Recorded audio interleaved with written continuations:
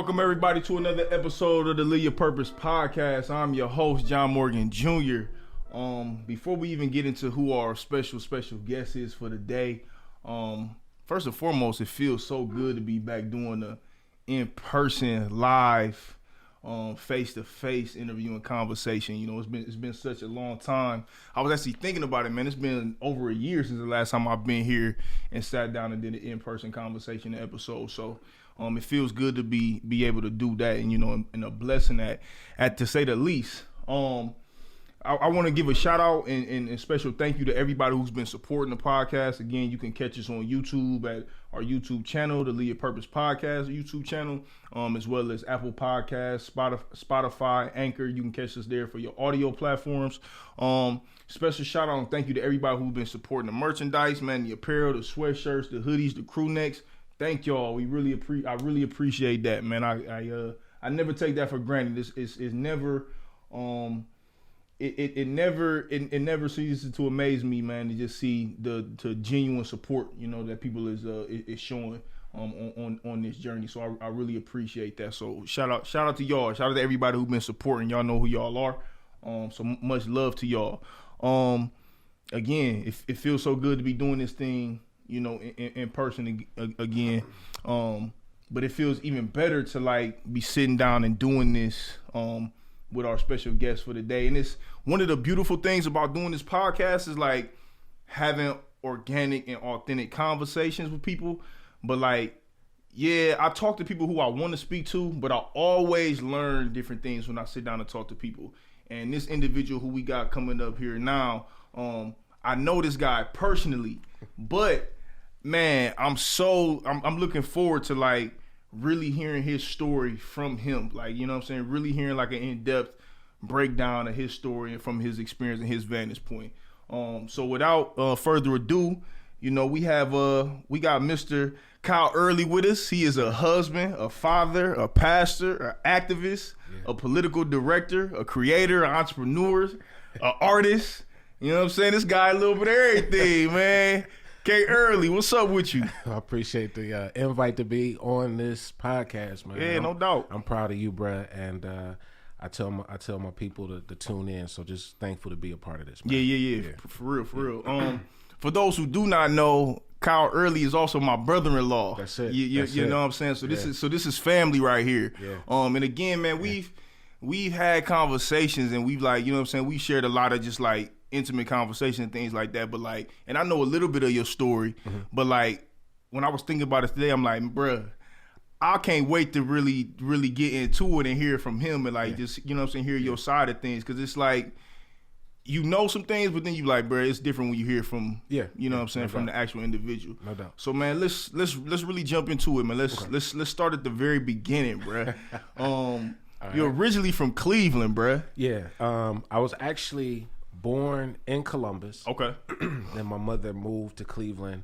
I was raised in Cleveland my entire life, basically. Ended up, staying in Jackson, Mississippi for a short period of time, which we'll get into, and then moved to Akron, where I graduated from here, actually. But Cleveland is home. That's the place I raised me. So you moved from Mississippi up to Cleveland? No, I actually lived in Cleveland majority of my life. And then we have family that lives in Mississippi. Okay. So a bunch of us as cousins, when just life was just different here and wild in Cleveland, we had to, go out to Mississippi and live down there for a while. So yeah.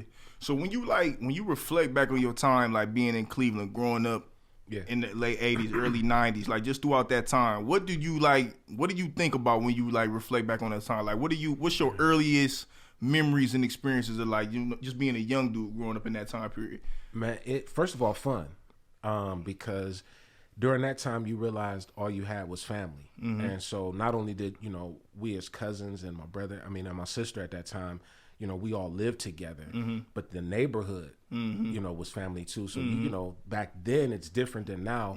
Back then you would see fights, and then the same day those people would still be kicking it, right? And family, you would see fights, people still be family. But it was fun, man. We had a lot of fun as kids, but it was also a lot of pain too, a lot of struggles with, our parents, specifically my mom and my stepfather at the time.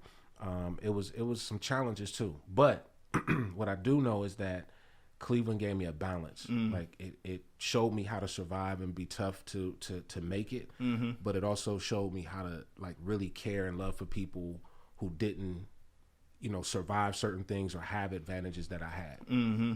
Yeah, that's dope. I mean, you said the key word, man. Like back in like you a little bit older than me, but even when I was coming up, man, the emphasis on family and like the emphasis just like on just being close knit. Yeah. It was much different than what I see today. Like it was mandatory to go outside and play with your cousins all day. Yeah. Like that's completely different than what we see, you know what I'm saying, day to day. Listen, we coming off of like a crazy, most historical year, you know what I'm saying, in 2020. Oh, yeah. Me personally, bro, like it was life-changing for me. Yeah. You know what I'm saying? And life-changing for everybody just because of the pandemic. Right. For you personally, man, what did you learn about yourself spiritually and mentally? Like, you know what I'm saying, now that we in a new year in 2021, what did you learn about yourself in 2020? Man, I did a lot of self-reflection. I realized that I needed to deal with me a lot, you know, because the busyness of life, you know, just didn't allow me to focus in on things that I needed to improve about myself, in my marriage and my family.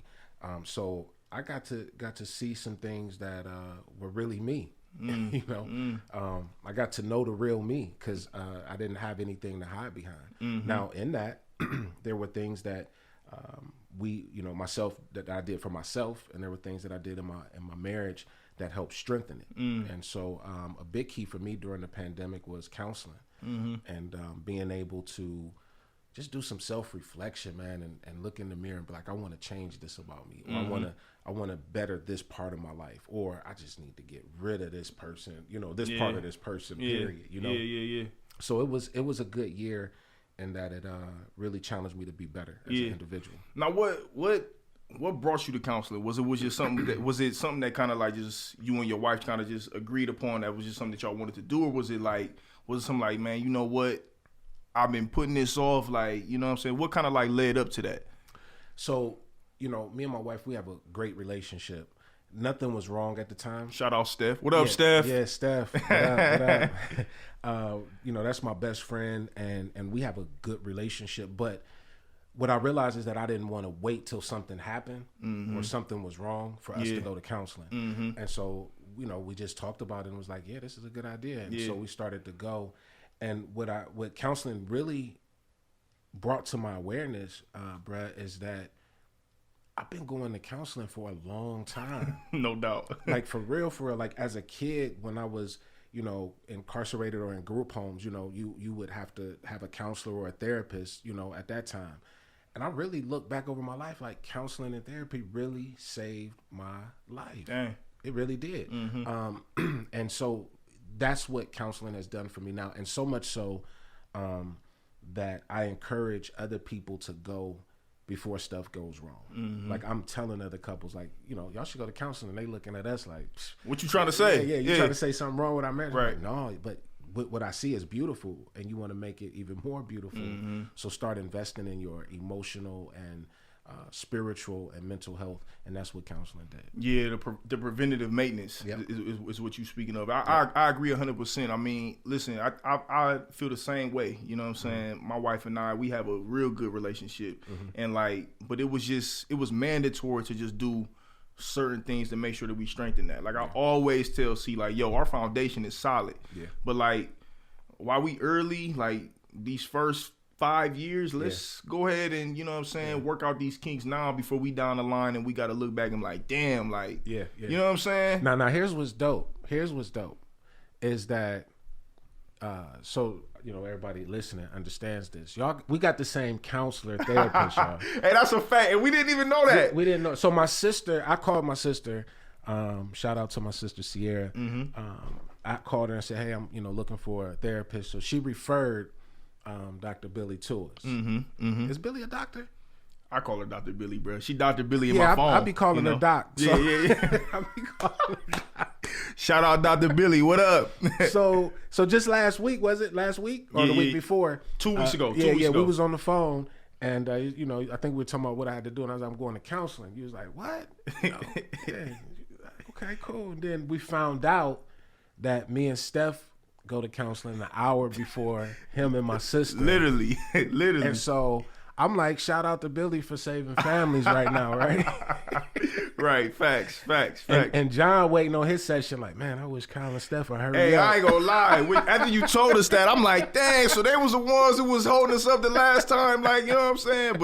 But no, man, you 100% right. It's just beautiful how that fell too. Yeah, you know? yeah, 100%. Now, like, I never knew that. I never knew that, like, you had experienced counseling and stuff coming up. So, like, it sounds like when you was younger, you had no idea what it was. Yeah. Definitely probably didn't see the importance of it. So now, being an adult, a grown man in a place where, like, you receive it, like, what compare the experiences? Yeah. So as a kid, you know, especially being in the what I didn't realize at that time were traumatic situations, right? So it was a part of getting my freedom back. It was a part of being reconnected with my mom. So it was like, this is something I just got to do. But now I realize throughout all of these years, I've been talking about my pain, talking about my story, talking about my struggles. I just didn't know I was doing it. And I didn't know that the consistency of every different level in my life and where I needed to go to counseling and therapy, it was always either court ordered or mandated, but it's helped me. Yeah. You know what I'm saying? And I didn't have no appreciation for it until now. Yeah. That's powerful. Yeah. That's... No appreciation for it. Because you know, when you're doing things because you're forced to do it, you just go through the motions. Yeah. But when I look back, like therapy and counseling, when I was in a group home, like during our free time, there was only a couple things I really cared about, like phone time, being able to get snacks and watch TV, right? So during the free time, though, you know, other people, you know, I played basketball and stuff, but I had a garden. Like, I was a young dude from the streets getting in trouble, and my therapist said one day, you know, start talking about a seed growing, like just talking, and I was like, then open me up to gardening. And I realized, bro, like I had an outlet through conversation that made me realize I could find something that could help me through my pain I didn't even realize I was going through. Yeah. So now as an adult, what do I like to do? I like yard work and stuff like that. And I'm learning through counseling through these years, man, I've been talking and didn't even realize that I was being helped. Yeah, I didn't even realize I was being helped. You know? So even your experiences back then were very much connected, and they played a pivotal role into what you're doing today. Yeah. That's powerful. I would have lost my mind. Like, I just was telling my wife this. It was like, you know, counseling has been so beautiful because we're communicating and we're talking. But man, I would have lost my mind based upon some of the stuff I had been through. And I just realized it was because of counseling and therapy. Yeah. Well, talk about some of that a little bit. Like, what was going on early on, man, that kind of, you spoke on it, you said, you know what I'm saying, you landed in group homes and things like that. Like, what happened? Like, what was going on with you early on? Yeah. Like, and it's funny because, like, again, like, when you and I were introduced to each other, like, I didn't even necessarily even know who you were just yet. And then, like, as we continue to, you know, have our relationship, and I heard some of your story, I'm like, all right, I can see some of it, but like now the evolved Kyle that I see today, I'm like, it don't even like make all that much sense like that. So like, just speak a little bit about, you know what I'm saying, what was going on back then. So I, you know, living with my mom, you know, who was a great woman. She had me when she was in college. You know, she was in college and she dropped out and had me. Fast forward a little bit, she ends up marrying with his, you know, now my stepfather. And you know, my stepfather was a hustler. You know, he was into the streets. You know, and he was very smart. He's the only, you know, he was the first person I saw leave the streets and build his own business, and to this day he's thriving. Like, you know, so he's got a story. But my mom, long story short, you know, went from selling and managing drugs to using and becoming addicted. So at an early age, we saw abuse, we saw neglect. You know, one story that sticks out, I'll never forget, you know, my mother was so out there and she would go on binges and be gone for weeks. I would have to, you know, go door to door and ask for food for me and my sister, you know. And so that's where I kind of like learned the importance of protecting and taking care of family. So, you know, I remember one time my mother, the sheriffs ran up in our house and, you know, my uncle was like, hey, you know, come with us because they came to pick us up, and they raided the house, and they were gonna let my mom go. My mom, was like, "No, y'all go," and she threw the keys and walked away. Like she didn't want to have anything to do with us. And so from there, we moved in with my grandmother, who was very religious and spiritual, but we were like in the heart of the hood in Cleveland, right on St. Clair. So, I had to learn quick.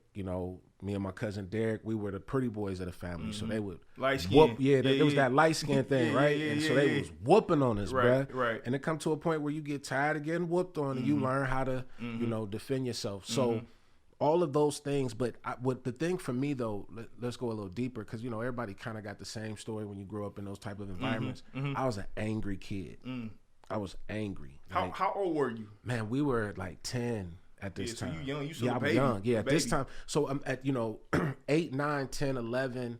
Bro, I had seen everything from major cocaine sitting on the table to garbage bags of money to seeing my first murder of seeing a man getting shot in the head with a sawed-off shotgun right in front of our house. Like those things, and counseling showed me this, like those things were going on so much we thought it was normal.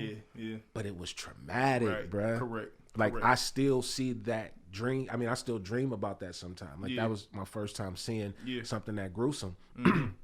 So anger is what landed me in my first group home, because in school I was fighting all the time.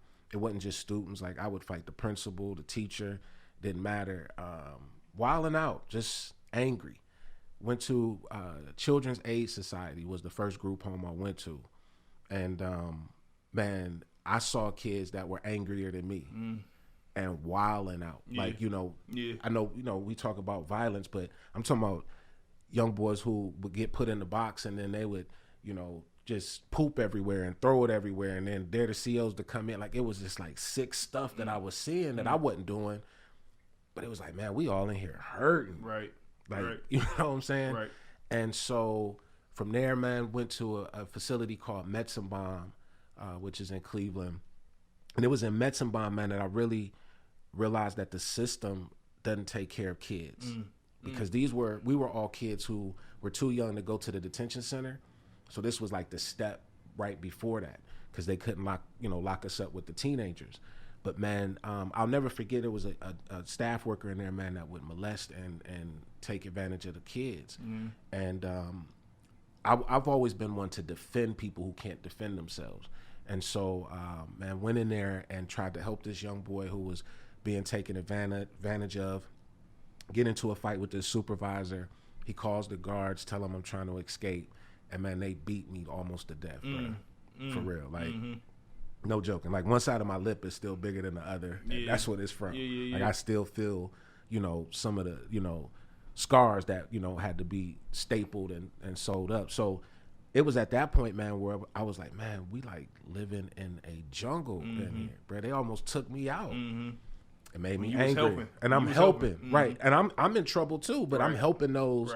Right. So it just, from there then, man, going back to living with family and getting in trouble more, and now we doing a little stupid stuff in the streets, fighting the police and all kind of stuff, bro. So then that's when I landed in DH. So I'm like 4 facilities in, and I'm not even 16 yet. Yeah. So yeah, bro. I could stop right there. Yeah. So yeah. So like at that point in time, you kind of like really getting acclimated to really being like full blown into the streets, like damn near. Like you, if it like not because I want to be clear, because people glamorize that stuff. Like I'm not talking about we sold drugs, like and stuff because we had to. That's what we learned to do. But I wasn't killing nobody. You know what I'm saying? I wasn't trying to rob old women or stuff like that. We're just talking about stuff that you were taught to do to survive. You were surviving in your neighborhood. Like you sold drugs. Like it started from stealing money out of your grandmother's purse. We everybody be like, yeah, I did that every now, but it progresses from there, right? Because now you need more, because you done bought the whole hood candy. You like feeling like the king when you get on the bus, right? So now you're like, how do I get more money? How do I get more people to be like, oh, they're gonna kill a cow, And it's funny now looking back at it, but yeah, man, it just kept progressing. But it wasn't. I'm not glamorizing it like I was a kingpin. We was just kids doing what we was taught to do, which was to fight, survive, and make money. Now, when you reflect back on that time today as an adult and like being evolved, having, you know, experiences today, do you look back on that time and be like, I'm glad I had it? Or do you look back on it and like, man, it was messed up, but it is what it is? Like, what's your perspective when you look on, when you reflect back on like what you specifically had to experience? It's 50-50.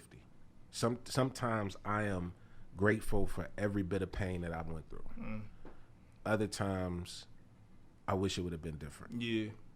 So, you know, and majority of the time, I'm gonna be honest, I wish it would have been different. I wish it would have been different.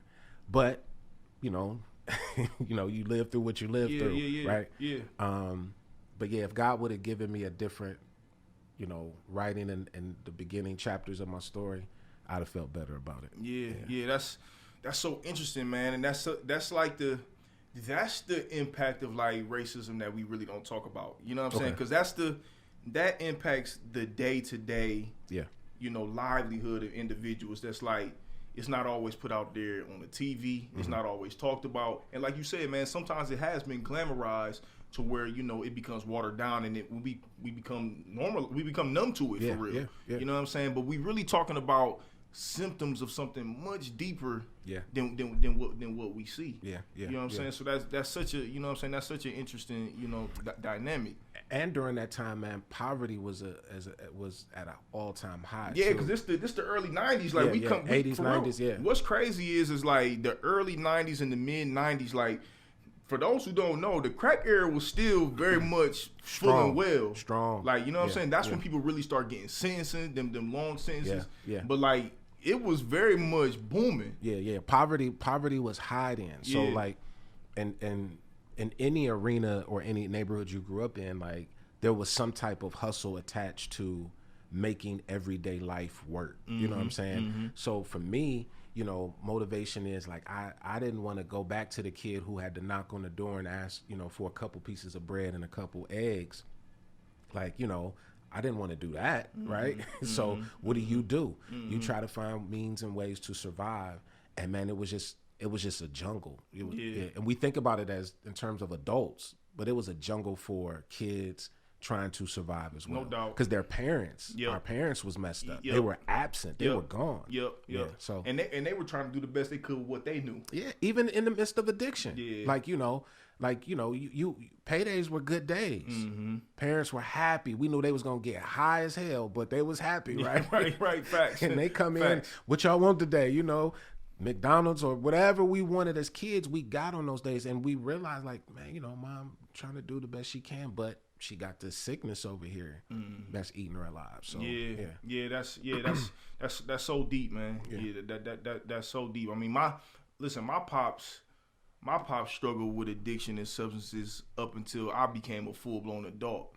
And like, now, like you said earlier, like a lot of times we hear things like that sounds like the typical black kid story. Like, you know what I'm saying? Pops ain't there in the streets, yada, yada, yada, yada, yada. But now, like, and my dad was my first guest that I had on my podcast. And now I'm able to really empathize with him. You know what I'm saying? Now coming up, being a young dude, anger, you know what I'm saying? Disappointment, confusion.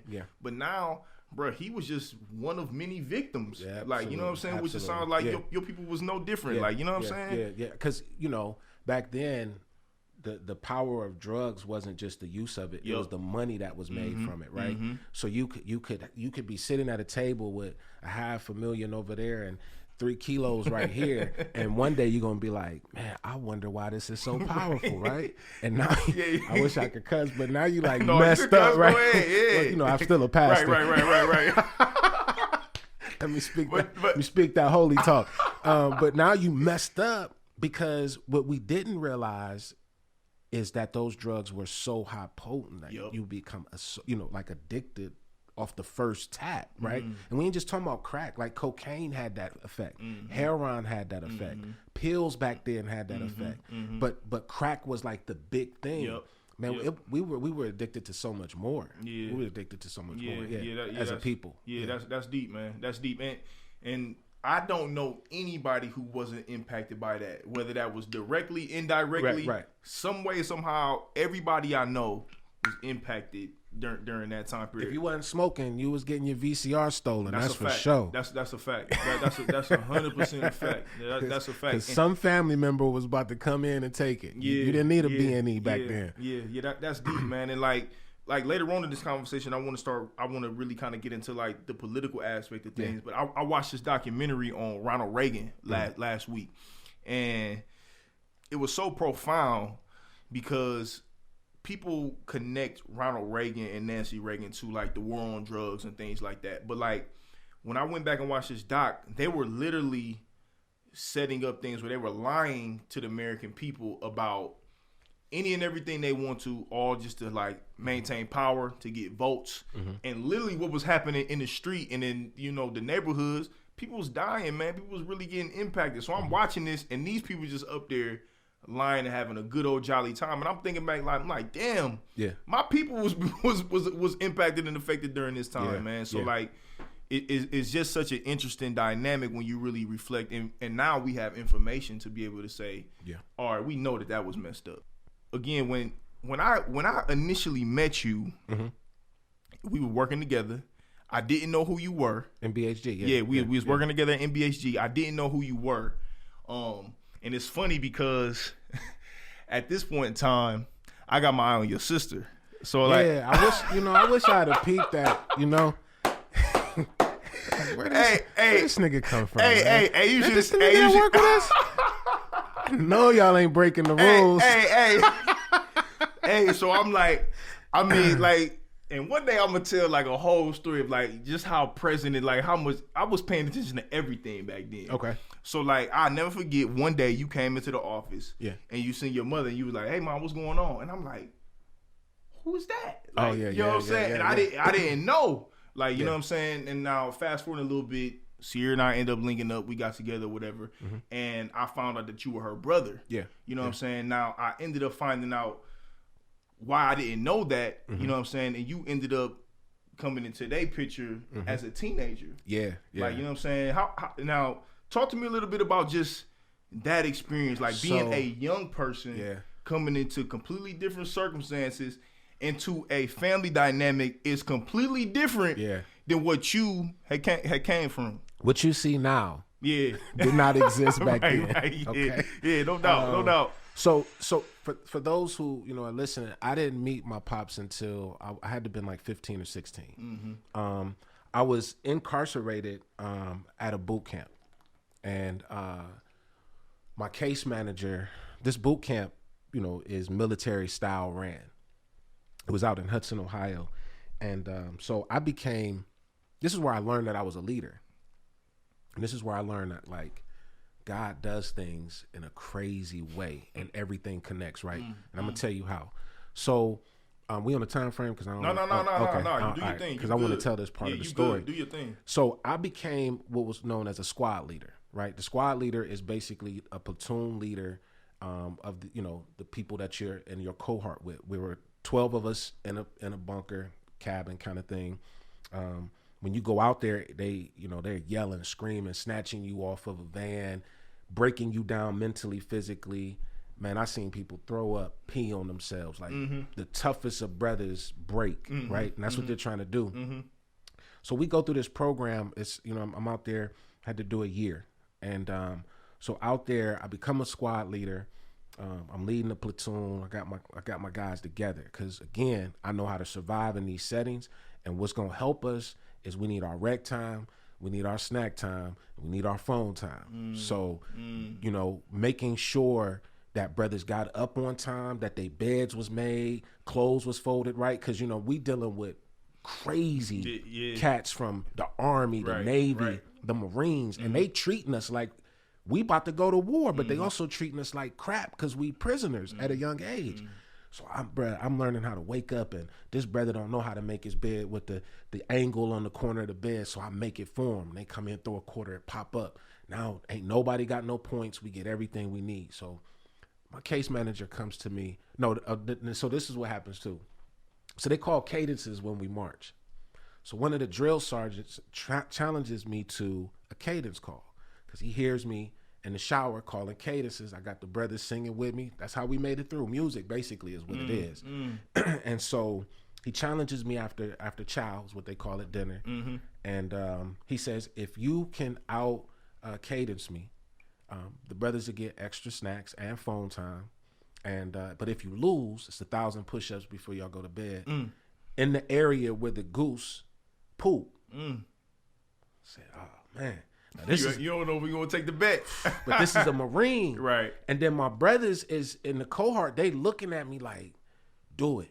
So But hold on, time out. You was going to be the only one that had to do the push-ups or everybody? Everybody. Ooh. Everybody. And not just my cohort. Okay. It's for the cohorts out there. And we all and come they was in. telling you to do it? And we all come in at different times. You, bruh. So man, we marching. We marching. I'm calling the cadence. Double time. I'm showing out. Yeah. Man, we ended up getting extra snacks, phone time, everything. So my case manager comes to me. He says, look, you're a leader. What can I do for you? Because you're different than the rest of the guys. You a wild boy, but for some reason, they listening to you and you know, you're progressing. Like you had to learn knowledge. Knowledge was like different poems and different, like the 5 steps to decision making. You had to learn, I could go down a list, but all of these things were to help you think, critical thinking, to react different to how life was treating you and how you was reacting before. So I said to this man, his name is Sergeant Montgomery, I said, I just want to meet my father. I ain't know what else to say. I ain't know what else to ask for. And so he said, okay. I got out, I want to say January. I ended up meeting my father in February. And it was a surprise. Now, before this, you know, my biological mother had said, you know, a couple of different things about the possibility of who could be. And so my father at that. And so Montgomery, man, did a whole research, him and another lady that I knew, Zelma Brown, and I met my dad at a Baker Square. And so when I walked in, you know, I'm 15 at the time. I'm like, man, I'm about to meet my father for the first time. I didn't even really know how much it would really impact me. So I see this dude, man, low haircut with glasses on, light skin. I'm like, that nigga look like Right. Y'all see me smiling right now? Like I was smiling like that's my pops. Like I knew spirit wise, like I knew. And I, you know, I couldn't say that then, but I knew, I know what it was. I know what it is now that I didn't identify then what it, when I couldn't identify then what it was, but I knew. So we sat down, we talked and it was a weird conversation because it wasn't like a where you been type of thing. It was just like, you know, just talking to a stranger. So we fast forward, I get in some more trouble. And I'm talking to my pops, you know, every now and then. Now I'm a kid, so let's be honest. I'm really on one side like happy I met my father, but then I'm so confused about where the hell you been, right? And so we were talking, and so I ended up getting into some more trouble. I ended up catching an assault case.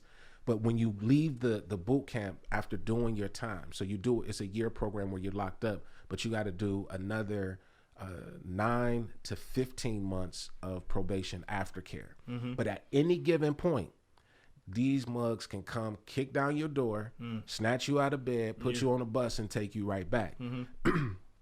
So, bruh, I ended up catching this assault case in my front yard, and police was called.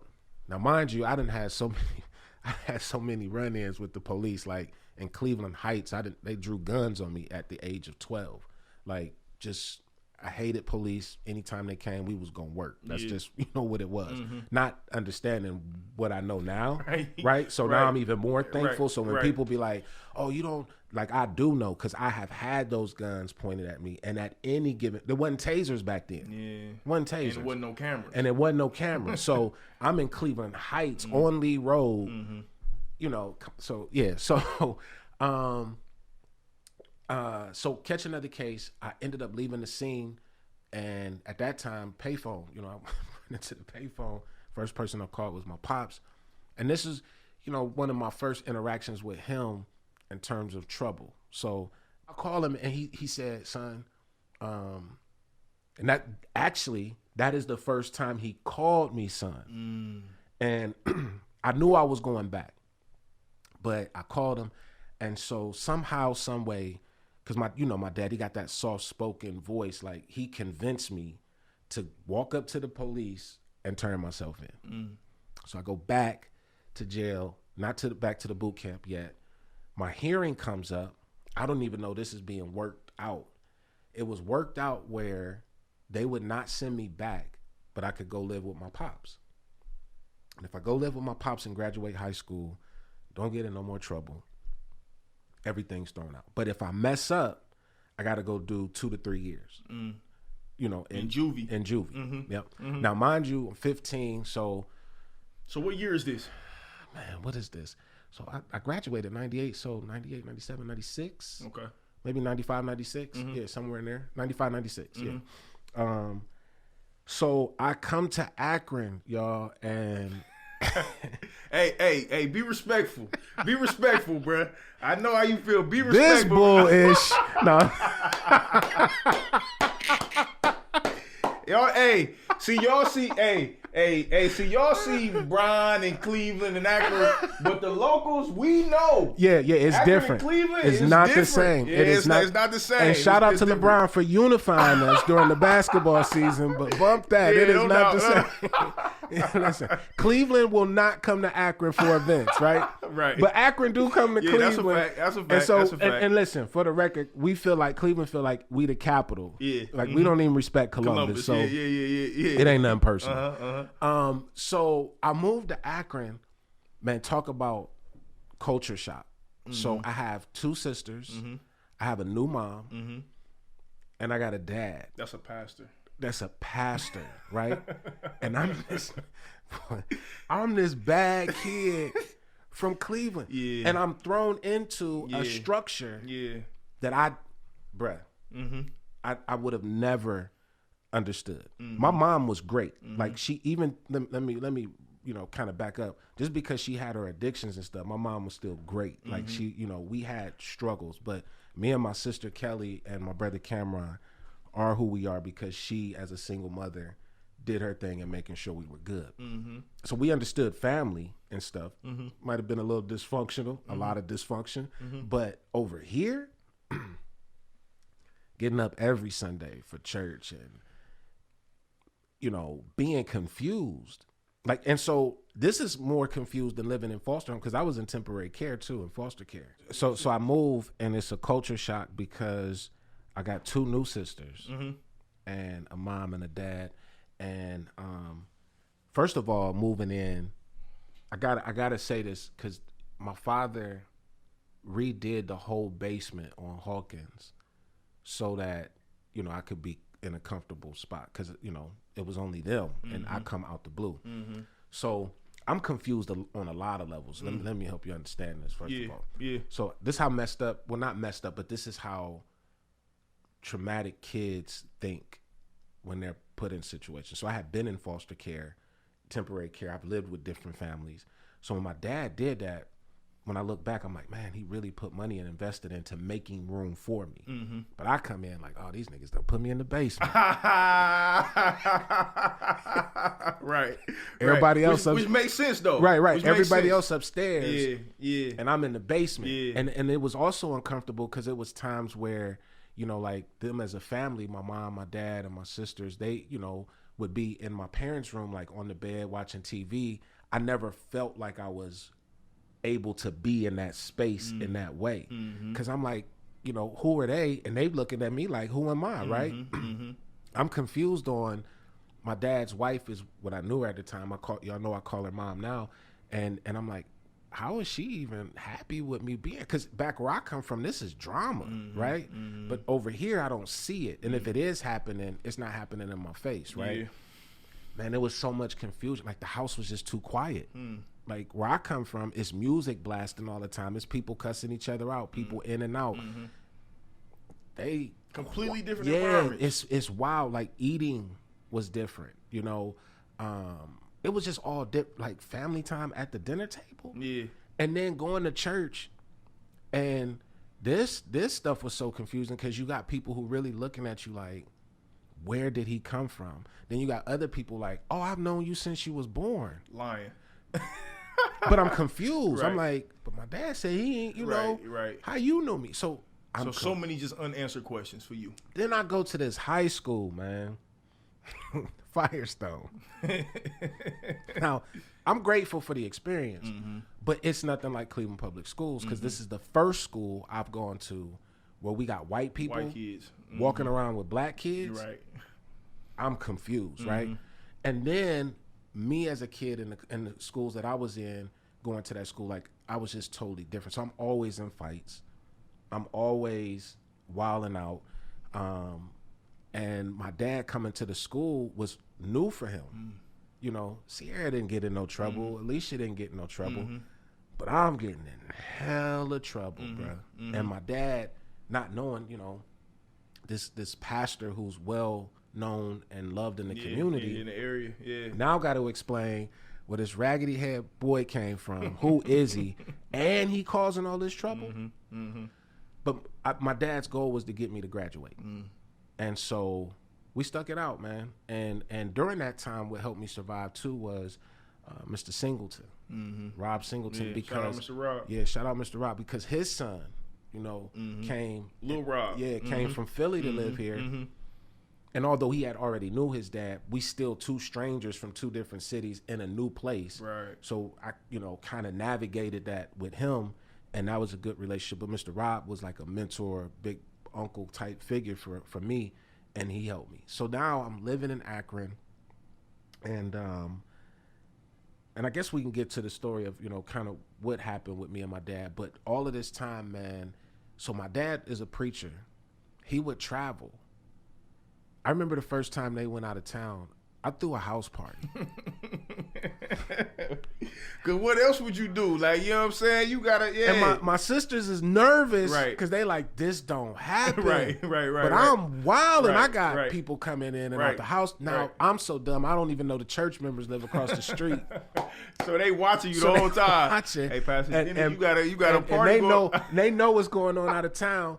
I'm waiting till my dad and them go to sleep. I'm trying to steal the car. Yeah. You know, just all type of stuff that probably blew his mind. And I was expecting him to do what other people had done, which is throw me away. You know, you got to go. You got to get up out of here.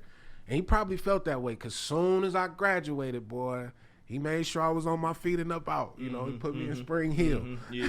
So- Which is the projects of people who don't know. The And towers. that's where not Brown a from, that's though. not a knock against my pops. Right. That's not, but he was probably stressed out, bro, because this was new for him and his family. Yeah. And graduation was nothing short of a miracle because and shout out Miss Anderson because she was an assistant principal at Firestone, and she just saw something in me. Like, you know, at that time you had a principal for each grade level.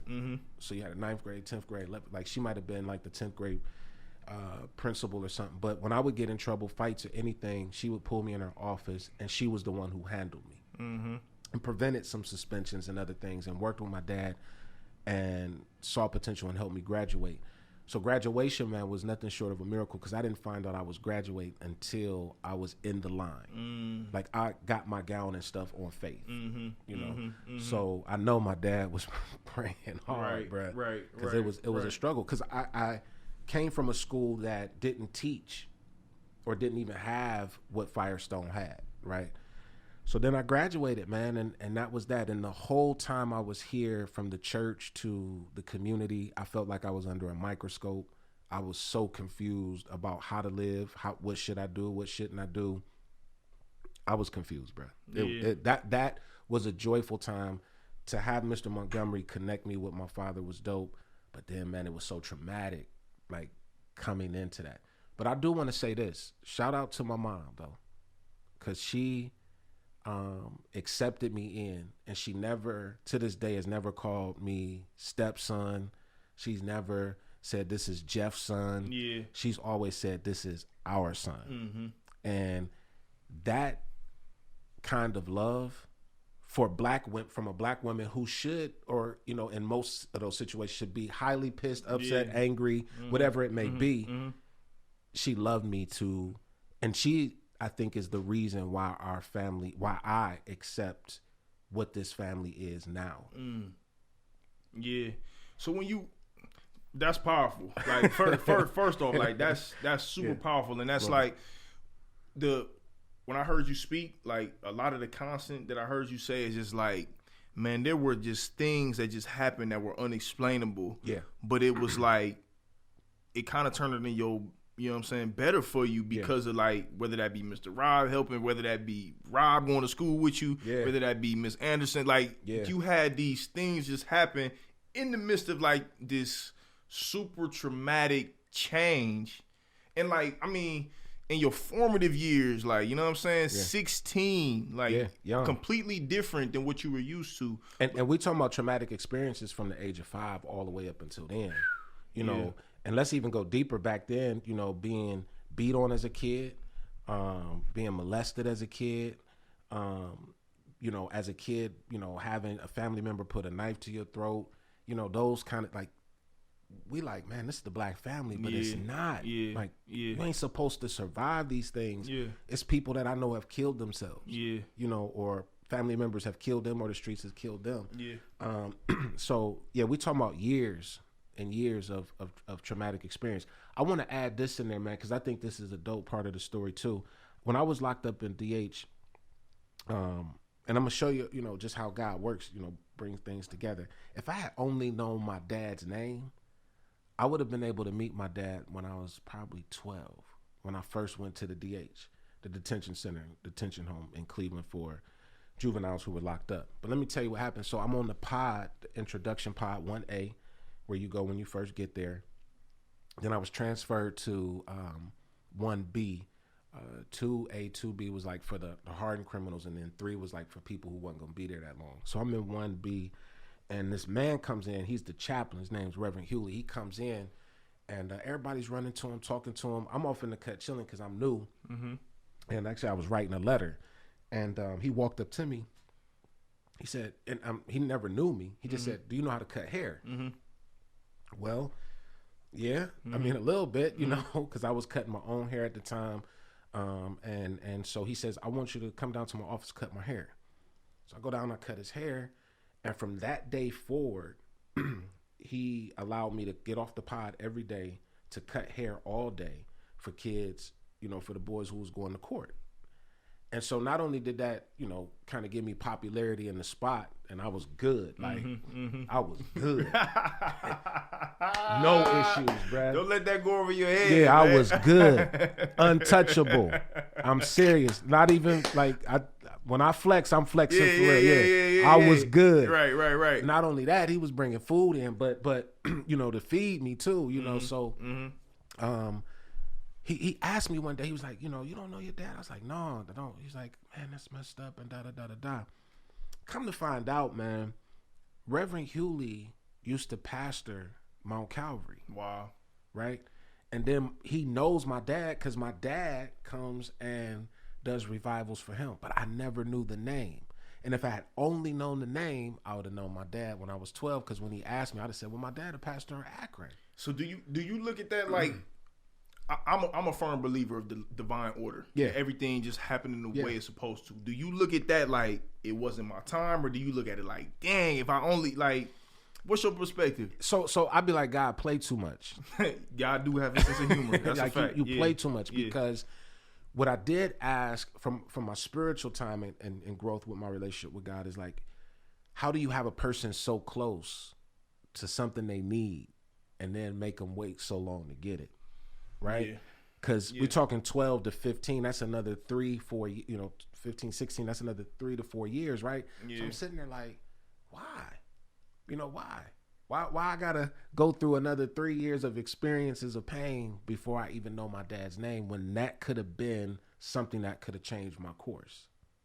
And so, but I'm thankful for it, because in some kind of weird way, I believe that God orchestrated it where, even though it wasn't my father, it was somebody connected to him that kept me protected in one of the darkest hours of my life. Very much so. Yeah. And it was kind of like you getting closer and closer. Closer and closer, right? And we don't know those steps until we look back like, wow. Yeah. But Reverend Hewley was a father Yeah. at that time Yeah. who was protecting a son. Yeah. And it just so happened to be a spiritual relationship.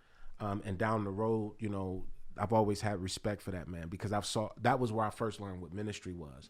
It's him doing what he did for, you know, young men he didn't even know, but he would go to court for all of them and speak on their behalf and try to help them. Yeah, that's dope. Yeah. That's beautiful too. Yeah. Like being an adult now, you know, do you feel like you have healed from those traumatic experiences, or is it just kind of like ongoing for you today? You know, man, I'm gonna say something. I don't know. I don't know if I've ever experienced in my life a place of complete healing.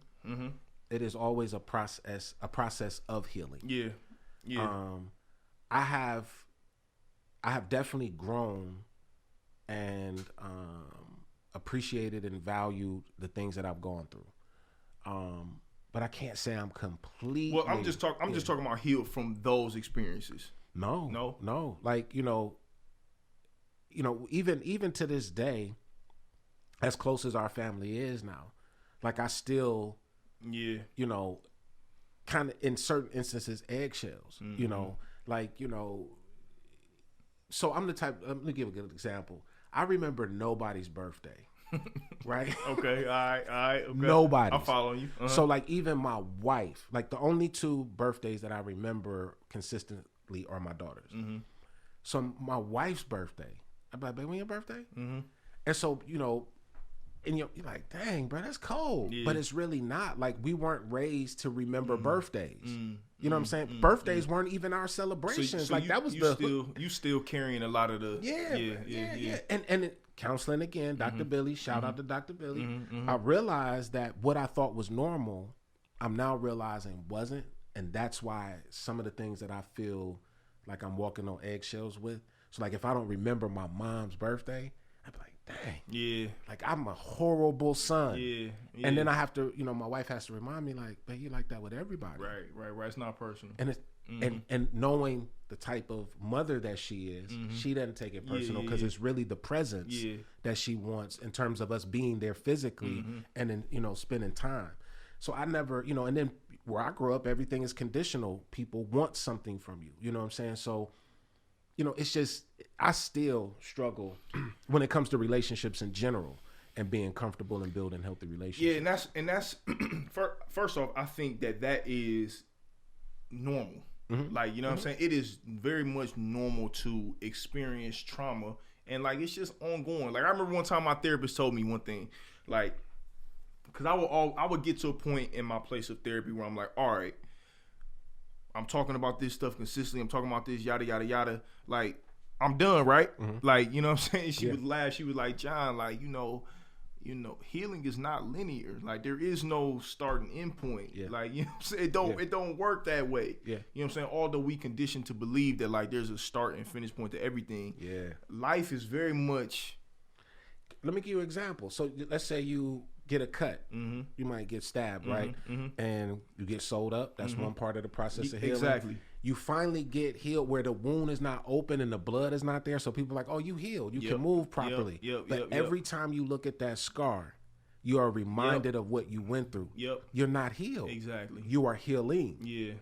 That's deep, man. I mean, but see, I think that that does not mean to not be intentional about doing the work. Correct. You know what I'm saying? Like, and that's the powerful part in it. So like, fast forward a little bit.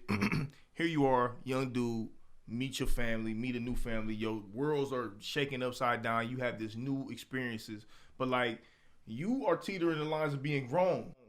But like ultimately you begin to do work within the community, and like you begin to do intentional work within the community. Like when did that kind of start? Like what? Obviously your own experiences led up to it, but was there anything that happened for you that was just like, man, I gotta like go help and pull some, you know what I'm saying, some young people up with me, because I see myself in them. Watching my pops. So I moved here. My dad is not just a pastor. Like he's he's a brilliant mind, you know, in very terms much so of creating and a thinker that knows how to create things that help other people, right? And my dad, you know, he's very crafty at building relationships, you know. And when I say crafty, I'm not talking in a sneaky kind of way. I'm talking about in a strategic way. So now, mind you, I'm this dude, right, that moves here and goes through all of this. But my dad would bring me into rooms. Like, for instance, I'll never forget, he had the Secretary of Education at the time, the first black Secretary of Education from the Bush administration, come to his church. And there's a picture in his church, you know, in his office, of me looking over the shoulder of them talking. And I'll never forget my dad showing and sharing statistics about Akron students. And it was just a big deal for me. Like, I'd never seen a black man like that. For real. Like, Reverend Hewley might have been the most prestigious, you know, uplifting, you know, upstanding rather, black man I've ever seen. And I'm looking at my dad like, can I be that too? You know what I'm saying? Can I do this too? Can I be in a position? Because I saw him as a powerful man at that time. And mind you, let's go back to this. Black men in our community were powerful if they could control a block. Aggressive. Now I'm watching a different kind of aggressive black man do things for his community in a different kind of way. I was brought in. Because even back then as a kid, Speak on that dynamic. Speak on the dynamic of just like coming up, you know what I'm saying, in the hood where like, listen, strength was displayed in this way, but here you are being exposed to strength in a completely different dynamic. But it's very much effective. Speak to that real quick. It was mind blowing for me because he wasn't cussing nobody out. He wasn't threatening nobody. You know what I'm saying? You know, like power moves are made in the hood, right? But then here's what I realized is that he didn't go to see them. They came to see him. Now, so he has value. He got value because street smarts, y'all, is something that is so powerful of a tool to survive in any area of life. I'm just, you know, when you learn certain things from the school of hard knocks in the streets, and we ain't talking about just fighting, we talking about being able to navigate through those type of situations. So over here, power was taken through violence and aggressive conversation and the ability to pump fear. Over here, now that made people draw to you. Over here, my dad is in suits, he's soft-spoken, and powerful people are flying in to see him. And I'm like, there's a balance of power. Like, this is necessary. This is necessary. And as a young kid, we weren't dumb. Like we were taught to be very smart and very strategic. So I saw something that I was attracted to. Because while everybody else over here in the hood, man, was wearing, you know, the street clothes, man, there was times I'd come outside in a suit just because I just like to look good. Like my mother put that in me. She's like, you're a good looking young man, you know? And she would always tell me that. So there was never no arrogance of I'm fine, you know, like they try to play us as light-skinned brothers. Right. But there is a confidence that you walk in when you're implanted with the confidence of being a strong black man and the way you dress. And so my mother taught me trench coats and leather gloves and ties and stuff, while I also knew that, you know, Nikes and, you know, and over white tees was the thing too. But back to this, I had never seen that. So I'm always attracted to things that I've never seen or experienced, because if I feel like it fits my life, I want to learn how to do it. So yeah, man, seeing that was the inspiration to then, when I finally moved back to Cleveland, finding my you know, place in helping other people. So I'm back in Cleveland. It's like, you know, welcome back, you here, da-da-da-da-da. And, you know, I started to go back into the street thing. But I remember my uncle telling me, he was like, you know, you got to make some decisions. Because now you at a place in your life where, you know, you're not going to make it. You're not going to make it out here. And it was offensive, but I understood what he was saying. He was just saying you're not cut for the longevity of what you're trying to do. And, you know, we want to talk about checking your pride and your ego. Now you got to listen to a black man who was my uncle that you respect, telling you that what you're doing is not for you. You cut different. And then You don't want to hear him. So now you back in the neighborhood, and cats is like, bro, you gotta get off the block. Like, what you mean? Like, you should, if you're gonna do this, do it a different kind of way. But this right here, we don't want you out here because it's not for you. And little did I know, because it wasn't like they was running me off the block. Like, they were protecting me. It was helping you. They were protecting me. I never forget my dude, one of the, I won't say his name, but one of the OGs in the hood to this day, you know, he always tells me one of the reasons he used to say, get from around here, because he was like, man, I always saw you as the person that was going to come back to help us. And I never knew that. But he reminds me of stories of when we would get off the bus and I would have pocket change. It was the kids who didn't have food that I knew was going home with no food. I would load their bags up with chips and stuff like that. And I never stole from the store, right? So I would just tell the owner I ran out of money, but I got you tomorrow.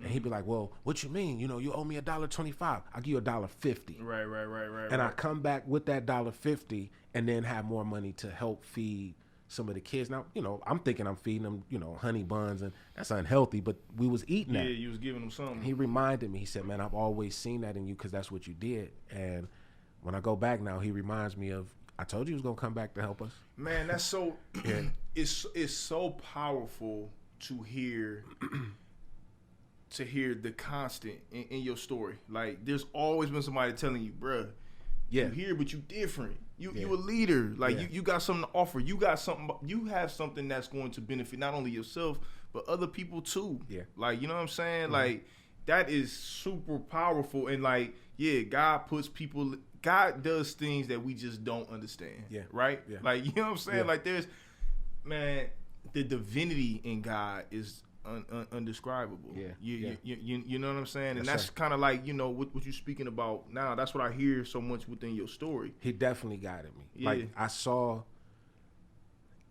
saw times where, you know how you be like, man, thank God I wasn't there at that time, right? I know what that really means. Yeah. I know what it really means to be in a place of trouble. Yeah. And then you leave and you're like, man, I just left that. And that could have been me. Yeah. I've, you know, bro. I know for a fact that every single turn of my life that you're mentioning, a seed was planted. And the thing was that one person might have planted the seed, another person came along and watered it, and it just continued to grow. But then another person came and planted the seed, and then somebody, you know, like, it was just multiple seeds. So how did it evolve from doing just like, all right, I'm helping the people that I love, into saying, all right, I have to be strategic within my moves to, like, you know, affect change from a political standpoint, I mean, from a systemic standpoint. Yeah. How did it evolve into that? It evolved. So I started doing community service by this. So people always ask me, you know, how did you get started? I woke up one day, said I wanted to help a family, and did it. Like, I woke up another day, said I want to do this, and I brought a couple of the brothers together from the neighborhood, and I said, boom, I got this amount of money. How much you got up? Boom, boom, boom. Let's go do this, do, and help. And it became contagious.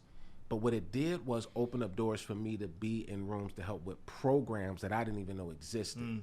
And all of these programs that I'm working with were directly connected to some area of my life that I had been impacted. So I'm 20 something years old.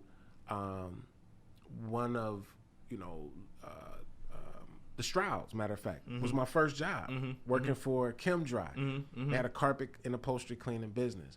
So giving me an opportunity to work there taught me entrepreneurial skills, sales skills. Like, you got to go in, not just clean the carpet, but you got to sell some spot cleaner, and that's, you know, a little extra money in your check. Learning how to hustle legally, being on time, all that, because, you know, Dennis didn't play that stuff. Like, you got to represent this company well. We have uniforms, all that. So I learned that, right? But then let's go a step further. The same school that I graduated from, Firestone, and had troubles in, Miss Anderson started a program for the middle school students who were in trouble, got all these detentions, and on the verge of being suspended. So now she's got me working with those kids. Now, I'm one of the worst kids in Firestone, you know, to remind you of this. But that was one of my first jobs where I learned service and helping the generation that's coming after me. Let's go. I could keep going with different examples, but then I'll go to another one. I'll get one more. I ended up working for a program called One Church, One Child. One Church, One Child was a foster care and adoption recruitment agency. So Father Clemens out of Chicago starts this program. He says if every church in our area adopts or fosters one child, there'll be no children in the system. He says, look at the statistics of kids in the system compared to the number of churches that are in your community. Yeah. Wherever you go, the numbers work. So now I'm recruiting. I'm going around the churches telling my story on a Sunday morning and recruiting families to become foster parents and adoptive parents. So not only do I realize I'm actually preaching at that time. Another example of just things just being God, put in God, your yeah. So I'm talking about setting you up. Yeah, man. And so people come like, that story you gave was so powerful, and people crying, and you got people worshiping, and I'm just like, I'm just here to tell a quick story, y'all, so we can get some parents out and go home and kick it, right? Yeah. Nah, this was ministry, this was service, and then I realized all of this is in terms of programming, the resources are attached to governmental dollars. I had the opportunity at a young age to work for, at that time, Mayor Marcia Fudge. So she was the mayor of Warrensville before she became Congresswoman. I was the youngest director on her team, meaning that I'm immediate staff, and I'm over community activities and outreach. This is a directorship position. I'm throwing the first community festival. I'm doing stuff for seniors, But now I'm managing at the age of 22, but I'm still in the streets, wilding out, young, not even mature enough to understand the place that I'm in. But I'm overseeing $140,000 budget, for outreach. Yeah. Now I'm understanding budgeting. Now I'm understanding how to take resources and go and help people in the community. And so I could keep going. It just different opportunities after different opportunities. And I said, man, I'm learning now what my dad showed me in that room, sitting with the Secretary of Education. Yeah. Taking and being able to use government resources, nonprofit resources, and, corporate resources or donations from people, and taking it to help your people instead of benefiting your own life. Yeah. So the first time I really became aware of like how politics affect everything, like from a systemic level, is when I watched The Wire. The Wire displays every avenue of how politics play into everyday life. Yep. Right? Like, you know what I'm saying? But before that, the education I got on politics in school, shit is boring. I'm like, man, this don't affect me at all. Like, this don't have no type of like, light to me at all. But like, so for people like myself who don't really know the ins and outs of politics, but understand that there's some importance of it from a day-to-day standpoint, like just kind of like break down of like how politics impacts everyday walks of life. Yeah. First of all, let me say this. I got involved in politics because of hip hop. Okay. The power of hip hop music. That's so powerful. It sounds funny, but that's powerful. Because when you go back to my family just pulled up too, y'all, but it's cool. Come on, we good. Messiah, no doubt. When you talk about politics, man, go back to hip hop, NWA, fuck the police, right? So as a kid, listening to that, I wanted to know why they were saying that. KRS-One, Black Cop. Why was, and so you start self-destruction. Remember that, right? So and Public Enemy makes you start, when you listen to lyrics instead of just the beat, you start to hear stuff and think about things, and that's what got me politically involved. Because I started, when Public Enemy was talking, they weren't just rapping to black folks. They were talking to white people. They were challenging systems. They were talking about things that we didn't necessarily talk about around the dinner table or in barbershops at that time. We were just kind of going through life. They were talking about issues that was like, wow, police really are killing us. Social media wasn't even around then. So if you weren't reading the paper or watching the news, you didn't know, but they've been doing it for years. Fast forward then to what my dad showed me was that everything that is connecting what we do in terms of social service programming is connected to government and policy. And so fast forward to that, working for Marcia Fudge as a mayor, realizing that constituents and residents' concerns are connected to policy. Then fast forward to that, man, the programming that I was doing at the time, and then having to go in front of legislators and explain to them the importance of continuing to fund these important programs. Now watch this. You would think then that they would be like, oh, this is a good program and this is really helping the community. Let's keep doing it. Nah, it's like, let's cut it. You know, if it's working and you've helped these many people, then that's enough. Let's cut it. And then I started to see in my community, when we looked at what was being cut, youth programs were always being cut. Now, I'm a product of those services. I'm a product of after school programs. I'm a product of the facility in Hudson is now closed.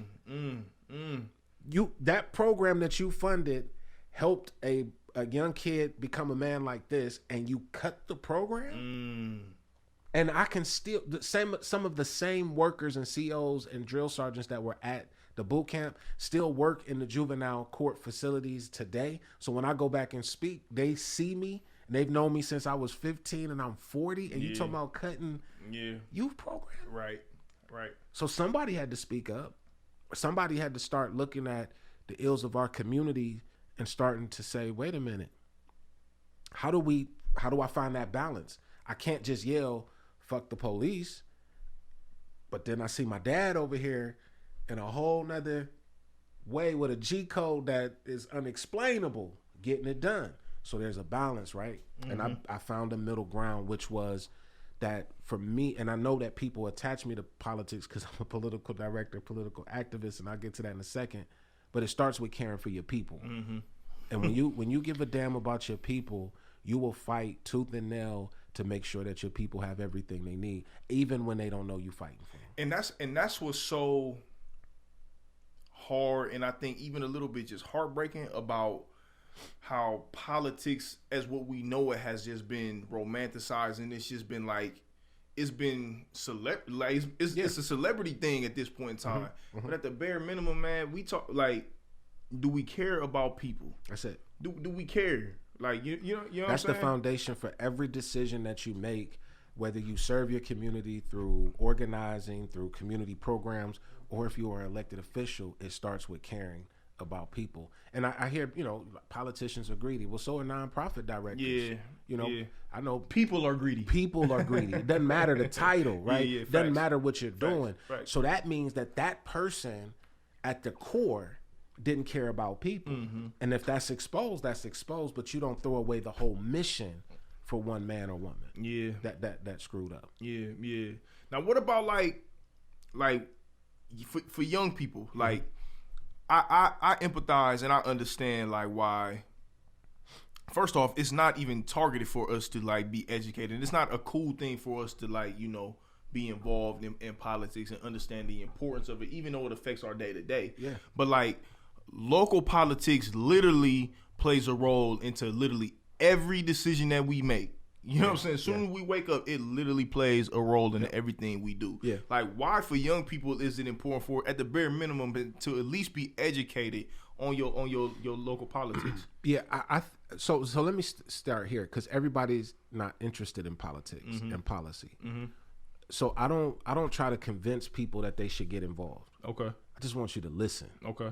That's all. Like, shut up and listen. Like, stop giving opinions that don't have facts and statistics and real, context attached to it. Like, don't just say, oh, my vote don't matter.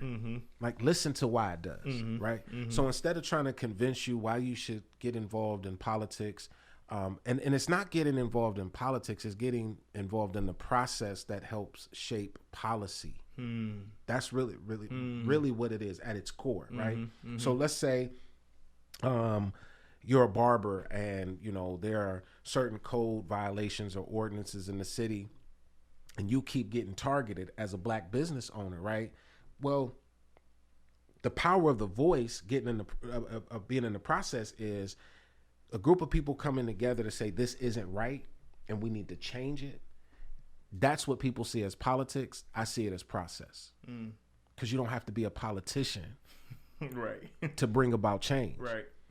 As a matter of fact, if we really look at it at its core, politicians don't get elected without us. So when we participate, we have the ability to demand some things. So to a younger generation, I'm saying, okay, if you don't believe in voting and this and that, then, you know, when we talk about violence in the community, you know, you shouldn't really have a voice, right? And they're like, no, I should have something to say. Exactly. Say it, then put action behind it. And on a local level, here's where we've been brainwashed, y'all, is that we've always felt like the president of the United States was the most important position in the world. To them it is. But to us locally, it's city council members, it's mayors, it's state elected officials, because they form policy that impacts our everyday life. Give you a quick example. People say, well, you know, what is a state senator and state representative, and why should I vote for them? Well, because right now our black kids in urban communities, inner city communities, are not being educated properly because the state of Ohio has not created a funding formula. When I say funding formula, let's break it down to streets. How money is distributed so that more product can be bought. Okay. On this side, it's the same way. How money is distributed so more kids can be better educated to produce what? Better educated kids. Right. Okay. Right. And when you don't participate in those elections, you have people who don't write policy that makes sure that schools in inner cities are properly funded. And we up here talking about they should, and we should get this, and they should give us this. No, you should vote in the process to put people in office who's going to give you the things that you need. I hope that makes sense. No, because this whole thing is complicated, and it's sense. such a turnoff, especially in today. Like we saw this long vote when it came. Like this is a great example. We had what we considered a racist in the White House, somebody who we didn't like, right? And overwhelmingly, black people won this last election to get Trump out of office. If white folks had it their way, he'd still be there. Right. Black folks did that. So let's just take that as an example. Being involved in the process that helped shape policy. What did we do? Went out and voted. Trump is gone. Biden is in. Whether you like Biden or not, he's in. And here's a highlight of your vote. One of the first executive orders that he signed was to stop doing business with private prisons, which impact directly black folks. Yeah. So that's what I'm trying to say is that we try to get people involved in politics. I just want you to be involved in the process. So here's my question. Like, can we expect people to be different in a system that has just been corrupt since day one? Like, why should we expect people to do anything different when the system has produced something completely different for X amount of years? Because the system was created and produced by people who did it intentionally to to create the situation we're in right now. If it was created, then we can create something else. And for so long, we have lived off of the white man and this systematic structure that exists, but it was created. We just haven't seen a way over here to create something different. And we have been taught to wait your time, or, we got to wait for this period of time, or wait till this person is elected. See, one of the things about black folks is we've always depended on one person. Yeah. And let me break this down. No other group of other people have a leader. Let me tell you how brainwashed we are. And man, I got to walk lightly on here on this subject, because even when it comes to our relationship with Christ in the religion, in the Christian religion, right? We're taught to depend on one. But one of the greatest things that I see in the Bible is Jesus had disciples. So he had a team. And although, yes, he's the one who sacrificed his life, right? He had a team, though. And so what I'm looking at is we've been taught to wait on a person to do something that collectively we can do together. And we're missing that point, because we're like, man, we need another Dr. Martin Luther King. No, we don't. We need about 10 of them. Matter of fact, if you want to use biblical numbers, we need 12 disciples, right? We need another Malcolm X. We're actually all out here. But in our certain communities and our families, we got to fight for those things and put people in place that believe in the things that we believe in so that we can see the change that we want to see. Yeah, That's one of the most simplistic ways I ever heard it broken down. At the core of it, man, we all got a job to do. Yeah. You know what I'm saying? Yeah. Everybody has their own role to play. But where people get messed up is like, if you gonna sit up here and say you're not gonna do anything, right, then you are falling right into what they want you to do. Exactly. Yeah. If we want, systematic change happens when we infiltrate the system. Yeah. Okay. So in Cleveland, we had a prosecutor who didn't properly charge and convict the officers in the Tamir Rice, right? Mm-hmm. So here's the power of the vote, right? So people are like, well, we protested, and these activists, what are we supposed to do? Take our butts to the ballot box and vote him out. Yeah. And man, I'm talking about people who were like, man, I've never seen what you talked about when it come to change.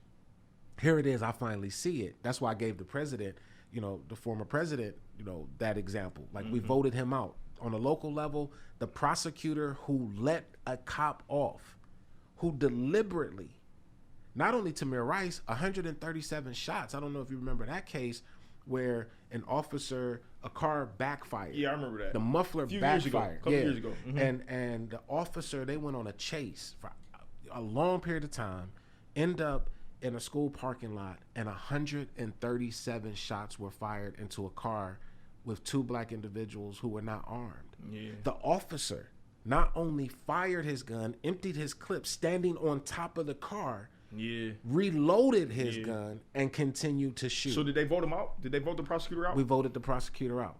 Not only that, the judge who was over the 137 shots case wanted to run for another seat. We voted that down, and then he was just on the ballot to be in the Supreme Court, the highest court in Ohio. Mm-hmm. The judge that was voted out. Yes. Ooh. Ran again. Ooh. The boldness of these folks, right? Right? And so, I've heard attorneys and people say, well, they gotta rule based upon the law. Here's the thing, they do. But when do we get judges who advocate for changing the laws so that they're fair for black people? Yeah, you got to put them in there. And here he is trying to sneak into the highest court thinking that black folks done forgot. Like his white strategists and people was like, oh, don't worry about that because they ain't going to even worry about that. They're not. Black people don't vote for the Supreme Court. Right. They don't even know what the Supreme Court is. Right. Watch us go out and educate people and tell them and get them fired up. And they go into the booth and they make the right decision. And now we've gotten what I considered to be an unfair racist judge out. Yeah. Yeah, man. Listen, we got power.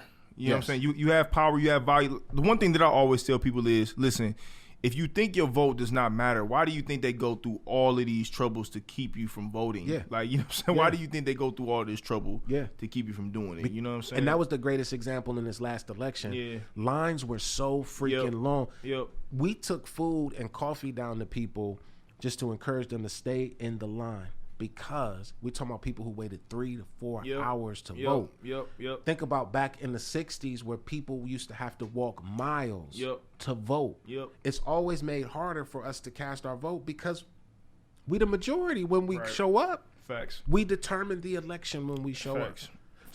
So let's break this back down to the wire. Mm-hmm. Politics is the money being shifted to help make decisions. Right. That's politics. Mm-hmm. Mm-hmm. Process is the people lining behind the person who they believe have the power so they can be in a position to help their people. And that's the difference. I want people to be a part of the process. Let's get behind candidates that are going to fight for our cause, work for our cause, and make things better. They won't have all the answers, and change takes time, yes. But without demand, it's going to take forever. Yeah. That's good, man. That's good. Appreciate it, yeah. Why pastoring? Man. Why? Something I never wanted to do. Obviously, it's in my bloodline. It's in my legacy because of my pops. Mm-hmm. My mother was a spiritual woman as well. My grandmother, mama, man, I'm living off of the prayers of people like her and Auntie Seal and others, man. But they always saw it in me. I always thought maybe I could be like a motivational speaker or something. Because even when I was locked up in juvenile, and even the one case I caught as an adult, I was not like going to jail and then you become like the preacher because you you don't want to be bothered, Yeah. But sitting around in circles, being able to kick knowledge and have real conversation with men, and being them leaving saying, man, what you said impacted my life. Ministry then became attractive in terms of preaching and pastoring when I saw my dad doing it. Because, I believe in community, man. And that's what I saw him doing. Like, I didn't see church as this, like he had a facility to kind of like do black church, right? Shout and dance and everything. I really saw him as building a community. Because he, has a, predominantly black church, people from all different walks of life. And the preaching part was cool because I could speak, but it was the behind the scenes, like going to see people who were sick and all that kind of stuff was just like, man, this is like real ministry, right? So in my city, before I became a pastor, it was like, oh, he sounded like a Martin Luther King. I was cool with that. I was cool with that. But then the opportunity, let's go back to this. So I then, at the time, I was a member of Mount Sinai Baptist Church. Shout out to Dr. Matthews, who's mentor and another father figure for me. Took me under his wing, taught me ministry, right? But he along with my dad, are I believe like the kings of connecting church to the community through the nonprofit world and through social service programming. And so I served with him for some years. And I always thought that if I was going to pastor, I would ultimately take over my dad's church or, Dr. Matthews' church. And one day a pastor came to me and said, listen, I'm retiring. I got a building and you can have it. There's no mortgage, nothing.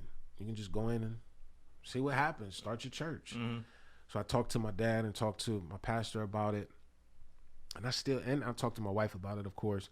And I still wasn't I didn't want the title pastor. Like, being an MLK Jr. kind of thing was cool, but now when you go to pastor, there's a whole nother level of responsibility and accountability, and I don't want to live under that microscope either. So, bro, we ended up taking the faith step to do it, and opened up service that Sunday. Man, it might have been 7 people there, and at least speaking in in places that I have. Hundreds or even sometimes thousands of people. And that's not just preaching, like even speaking at conventions or schools or on a campaign trail.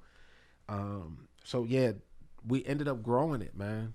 And it grew very quick. So a little bit over 100 in a matter of a year and a half. When's the last time your faith has been challenged? Whew. Well, first of all, let me say this. That joint challenged every day. Every day. The biggest part, man, that comes to mind is when me and Stephanie lost our baby. Yeah. Because the story behind that is my wife, always wanted a child. She accepts my 2 daughters, but she wants a child, And we were in a church service one time and we were getting ready to leave. And this lady, we were walking out and this lady called us up and was like, I see a baby coming in the future. And I'm like, oh, here we go with these fake prophecies. Right. Now my wife gonna be super emotional and things about to be crazy. Long story short, she woke me up one morning and she was pregnant. And we ended up losing the baby. And that is the biggest thing that challenged my faith, because my faith in God was challenged because I felt like God put me in a position where my wife lost faith in me. If that makes sense. Yeah, no, it does. Yeah, man. So I was like, why allow this lady to speak this over our life if it wasn't going to happen? And it actually happened because she did get pregnant. We just didn't have the baby, in the end. So that bothered me, man. Even to this point, just being transparent, me and my wife talk about it sometimes, and the pain of it is, you can always point the finger at somebody else and what they didn't do, or because it wasn't, we had to go through some medical stuff to actually even, for her to get pregnant. And that was a long process within itself, a process I felt like I participated in the most that I could. So in now losing a baby, sometimes in our human nature want to point fingers. And I remember saying to her the one day, like, why you ain't mad at God? Like, he the one sent this promise and this word. Like, I never did. And then I realized that's probably the time that I can recall that my faith was challenged the most. Yeah. How do y'all work through that? Counseling, and a brutal honesty of what the other person is feeling about what you did or did not contribute, which can be very painful and hurtful, especially in the moment. Yeah. What do you mean I didn't do everything? Like, man, I being honest, y'all, like, I had to release in a cup. Like, that's uncomfortable than a mug. Like, I ain't up here watching Pornhub at 5 a.m, like enjoying this joint. Like, I'm in a room, a public room. I'm in a public room in a hospital, looking at a magazine, trying to whack off, like, so I can have a baby. I got doctors telling me about my sperm count. Like, I'm just worried about my size. Like, chill out. Like, chill out. So it was very, it took, like, I felt violated in so many ways. And so when you hear your wife say, well, you could have done this better or participated in the process like this, I'm trying not to be like, well, you selfish. I'm trying to really understand that we're both dealing with the possibilities of what could have been. And there's some blame somewhere about what didn't happen or what couldn't happen for it to really come to pass. And that's natural. Yeah. It's natural. Whether you blame it on yourself, another person, or in my case, even God, it's natural. That's powerful. Yeah. That's powerful. Listen, man, Kyle, man, K Motivate, K Earley, man. I appreciate you, man. This has been wonderful, bro. Like, I appreciate you for being here, man. But like, I'm gonna tell on your wife.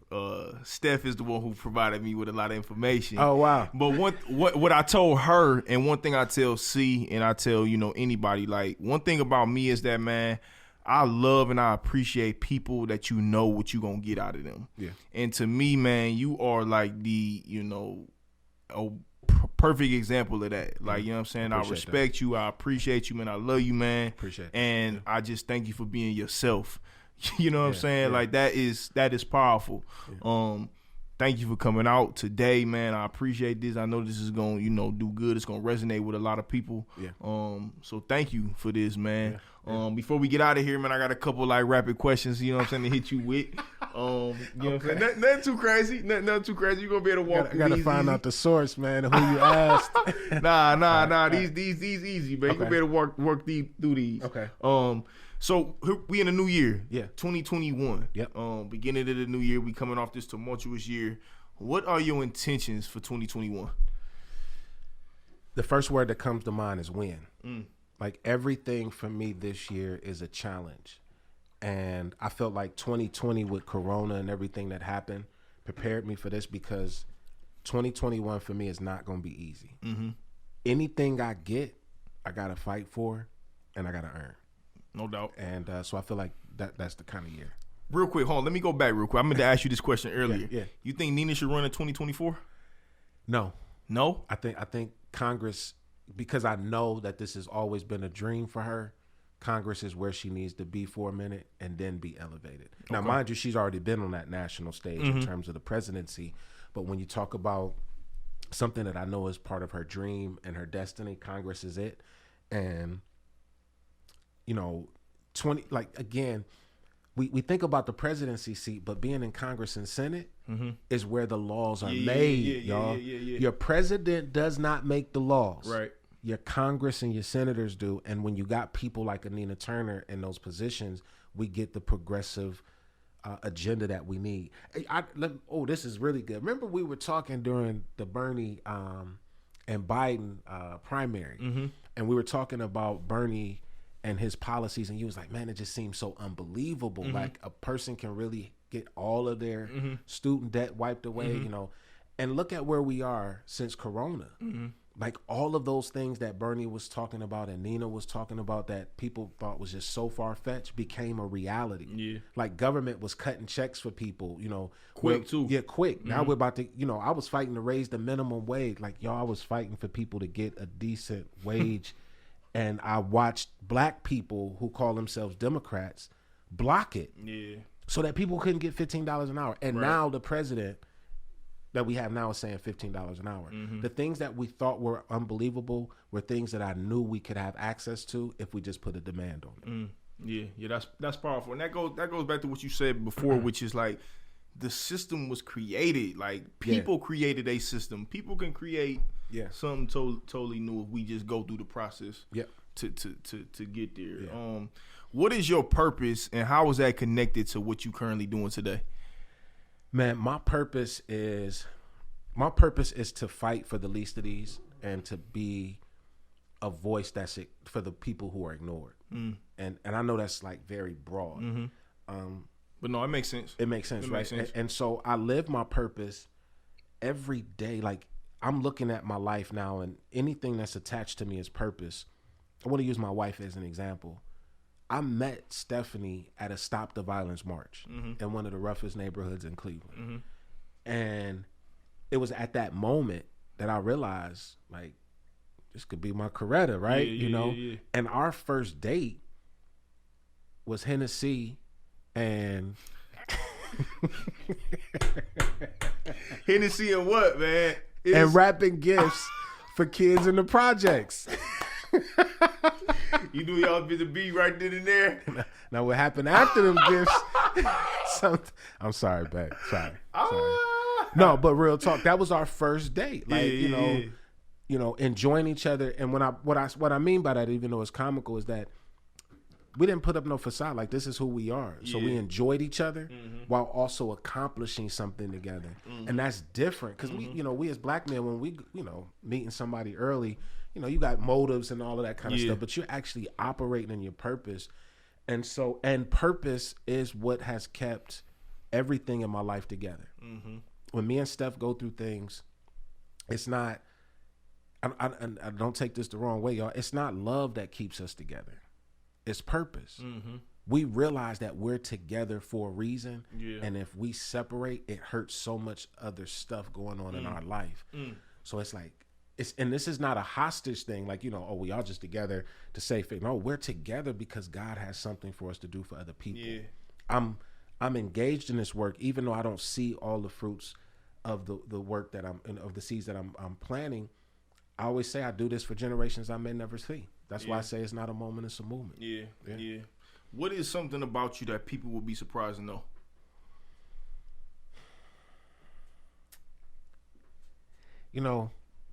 Just because this is the Live Your Purpose podcast. Yeah. Come on, be truthful. The first thing that came to mind was going to be like, I was going to say, I don't like people. but that's going to confuse a lot of people. That ain't even going to hit people ain't even going to believe that. Right. Because I'm always in the community. I'm always showing people love. Right. I literally do, y'all, give the clothes off my back, the shoes off my feet, the money out of my pocket. When I say I'm as much as people see me in the community, I'm a homebody. And what I have learned to enjoy through, again, having blended families and being in a different situation here in Akron is the importance of family. So I've become, I know this is so weird because I'm so public, but I've become so private. And I just really love being at home with family. Like I don't like being out anymore. I don't like leading marches now. They used to be fun and exciting, and we're organizing. Because of the work we've done, it's so tense now. You get people who don't like what you're doing. I've gotten death threats, so it's way more intense. Like everything I do now is so tense because the work we're doing is being under attack. Being attacked. Yeah. So I think one of the things that people may not know about me that's real is like I'm a homebody. Yeah. I like being at home. I like privacy. Yeah. So see, that's important though. Yeah. That's. And I find that to be that's a hard balance with people who dedicate their lives to service to do. Yeah. It's like being intentional about, listen, I'm going to serve, but like, I got to pour into me first. Yeah. Like, you know what I'm saying? Yeah. So that's super. Self-care, take care. That's a fact. That's a fact, bro. You got to. You got to pour into you first. That's amazing. What scares you? Death. Really? Yeah. Death. The unknown. Yeah. Like I believe I've lived a good life, but I don't know if I'm going. Yeah. No, I feel you. For real. I mean, people be like, well, you believe in God and that kind of thing. But one is, I've seen so much death.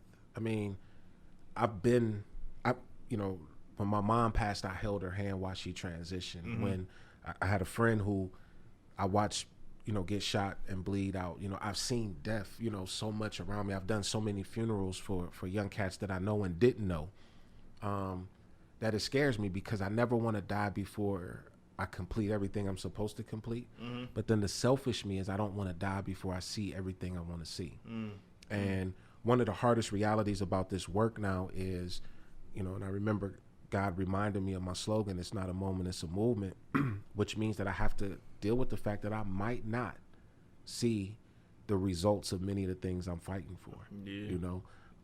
Where do we go ultimately, when we die? I know what the scriptures say, and I'm not saying that I don't believe them, but what is left of me? Mm-hmm. And then the last part of it is control too, because I like to control my life. Right. And when you're dead, you can't control that. There's no way I can tell Brandy as my mortician to make sure that she clips my pinky toe before she puts on my sock. Yeah, she might forget. You know what I'm saying? Yeah. There's no way I can tell my barber to hit that little curve right there, so my point on my lineup is really sharp. You know what I'm saying? Facts. I'm just being silly with it, but death is the biggest thing I fear. What is your favorite quote? All right, so I got two. One is, and this is not just because he's my dad, but it is something that sustains me in my weakest moments. My dad said to me one time, he said, "Son, you were built for this moment." Mm-hmm. It's one of the quotes I always remember. The second is Dr. Moss, Otis Moss Jr. said, "The struggle is forever upon us, so we are forever in the struggle." That's powerful. Which means that, again, in both of those quotes line up to what I believe about my life, is that it's not a moment, it's a movement. Mm-hmm. What is the best advice you ever received? Man, I don't know. It's gonna sound cheesy, but what really comes to mind is Mary and Steph. Man, that's a really loaded question and unfair because I like to have answers to my questions. So the fact that you threw that at me, and I don't want to sound cheesy, but cheese is good. Yeah, but the first thing that comes to mind, and I'm not really being, untruthful. Yeah, untruthful is my wife. Steph showed me, man, really what patience, unconditional love. Like, she really showed me the principles and character of Christ. Because there's many things that I've done where she could have left me. Mm-hmm. But she always has said, because of what I see in you and because of who we can be in God, I'm sticking out. Mm-hmm. I'm sticking it out with you. Mm-hmm. So I got to say, she's the first person that I think has shown unconditional love. And when I asked around about, what I should do with this woman. Like, I remember Steph was going to leave me and I called my mom. Shout out to my mom, man, because she'd be so calm and collected when I call her with my problems. I'm like, "Ma, this girl, she about to leave me and I got this feeling like I can't eat, I can't sleep. I ain't never had this before. Like, women come and go." I'm still looking for cinnamon, by the way.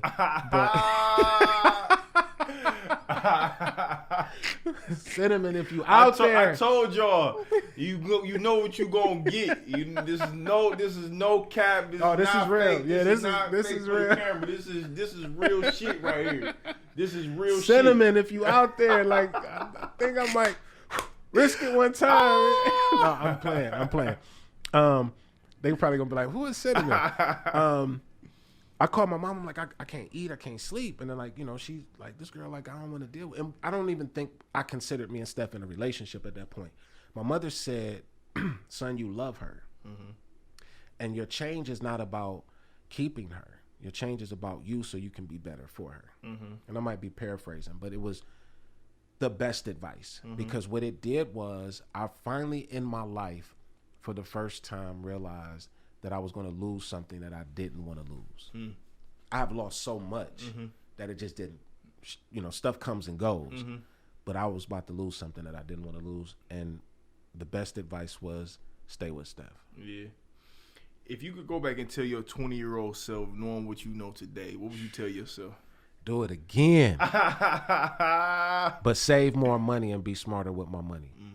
I had fun in my 20s. My teenage years, my 20s, I lived, bruh. I lived. I lived.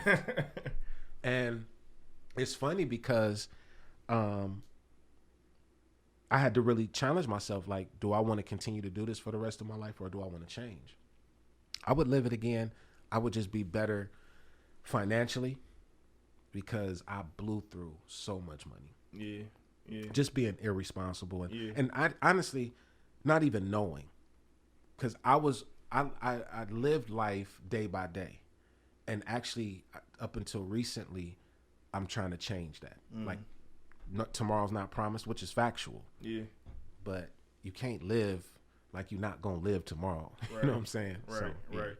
Well, listen, man, tell everybody where they can find you, what you got coming up. Tell them where they can, you know what I'm saying, hit you, you know what I'm saying, on your social medias and all that good stuff. No doubt. So, first of all, my personal social media, Instagram, @KMotivate. You can find me right there. My personal page is really just about me and my family. You know, my stories, I try to share a lot of stuff that I'm doing day to day, but really my posts are about me and my family and life. So that's that. My church, City of God Cleveland, shout out to the City of God church family, City of God Cleveland on all platforms. You can check our messages out there on demand on YouTube, Instagram. And shout out to my wife, who is my partner in ministry and just really helping the ministry grow. Early Morning Strategies is a company I started. We do political consulting. We do project management. Dope. And so using my organizing skills to do that. Right now, currently working with Nina Turner, Senator Nina Turner, who is running for Congress. And, prayerfully, when we look back at this interview, we would have won that race. It positions me not only locally but on a national level to really be in the room with policymakers and others to advocate and leverage relationships to get some resources back to our neighborhoods and communities to strengthen. So Early Morning Strategies is another one. You mentioned, even music, like we still got music out there too, you know, so you can go to It's Not a Moment, It's a Movement on YouTube and see the music. We have our music is really, I never wanted to be a musician or a singer or artist or none of that. I wrote music. I've always been around music, but I used music, like I told you, hip hop was a way to speak truth and educate our community. And so I used music to do that. So you can check us out at It's Not a Moment, It's a Movement. Then lastly, the other project, I'm the president of the Faith Movement, which is a group of faith leaders who are using our voice and platforms to bring about political change, and also making sure that when people say, where are the black pastors, the Faith Movement is the answer to that question, because we're in the community serving, and we're making sure that we're on the front lines to stand against any injustice that comes to our neighborhoods and community. So it sounds like I'm doing a lot, but those are all the platforms. And it sounds like I'm doing a lot, but really what we're doing, y'all, is just trying to change the community little by little, and I'm just doing my part. Yeah, powerful. Again, man, thank you so much for coming on. Yes. Listen, before you came, what we were doing with all of our guests up to this point, we were having people lobby for Arian Foster, one of my inspirations for starting this podcast. He was an ex-NFL player. Okay. He started a podcast. It was amazing. It was called the Now What Podcast. We got him, and we did the interview with him. We're going to release it most likely sometime next week and whatnot. Wonderful. But we're going to continue to try to build this thing, man. We're going to continue to try to build it and get as many powerful voices on here as we can. You know what I'm saying? Yeah. So what we did when we had Arian last week, he's the first one to lobby for our new guest. Okay. So the person, wow. Yeah. It was dope. So who we lobbying for now is, man, we lobbying for Charlemagne the guy himself. You know what I'm saying? We gonna put it out there. You know what I'm saying, to really try to get him on. So if you could, bruh, look in that camera right there and tell Charlemagne why he should come on and join and be a guest and participant on the Live Your Purpose podcast. Charlamagne, when you hear this, the reason you should be on the Live Your Purpose podcast, one, it is an authentic conversation that tells people stories and drives people to understand how their purpose is developed out of their story. Secondly is your passion for mental health. The host of this show, not only the host of this show, but his family and many connected to him have a passion and outreach for mental health, particularly for Black people. I know that's something that you are passionate about. And when we talk about mental health in our community, it is voices like yourself on a national level connecting with local voices like John here at Live Your Purpose podcast to really help bring the awareness and to make it matter and touch home for people. So the credibility of your national voice connecting with local voices around issues like this is how more people are engaged around issues that we're scared to talk about or don't talk about, like mental health. And you know, like I know, that if our mental health isn't strong, then the rest of our body and life fails. So I need you to please support, even if it's just a phone call, tap into Live Your Purpose podcast. And I'm sure John gonna send you some hoodies or T-shirts for free. Although I had to pay for mine. Not if you say no, bro. If you say yes, you probably get some free merch. Yeah. But that's why. Man, wonderful, man. That was a wonderful lobby. We need to get more pastors on here. You know what I'm saying? Lobby for a nigga to get on the show. But nah. I don't know if they gonna be as real as me on this show, no bro. No doubt. Again, man, Kyle, man, I appreciate you, man. This has been a wonderful conversation, Appreciate man. Thank you for being transparent. Thank you for being yourself as always. If I could, just a plug. I want people who are watching this to go to your website or your Instagram and purchase the gear. Part of purchasing the gear is not just to wear it, but it helps fund this podcast. Equipment is needed, staff is needed. And so when people are building their dreams, you want to sow a seed. So make sure that you sow a seed. I know I bought a few. I got another one right here. And I don't do it just because it's my brother-in-law. I do it because I know he needs resources to fund his dream and his mission and his purpose. Yeah. So I need everybody to purchase a T-shirt, a hoodie or something so that you can help fund this movement, which I think is great, bro. That's a fact. That's a fact. We appreciate that. Yep. We don't shy away from that. Listen, it's 100% independent. We building something special here. Yep. All money in. Everything we doing is reinvesting. We building a team and building something important and special. So everybody who is assisting me in this, man, I appreciate that. Shout out to the young protege Darrell behind the Big audio, ups. behind the camera. You know what I'm saying? Yeah. Y'all don't see him, but best believe that he is very much a pivotal role in what we proud got of you going too, over man. here, man. So yeah. Much love again to you, Kyle, man. Yep. Darrell, thank you again, man. Shout out to the team, man, and everybody who holding it down. Again, another episode of the Live Your Purpose podcast. We out.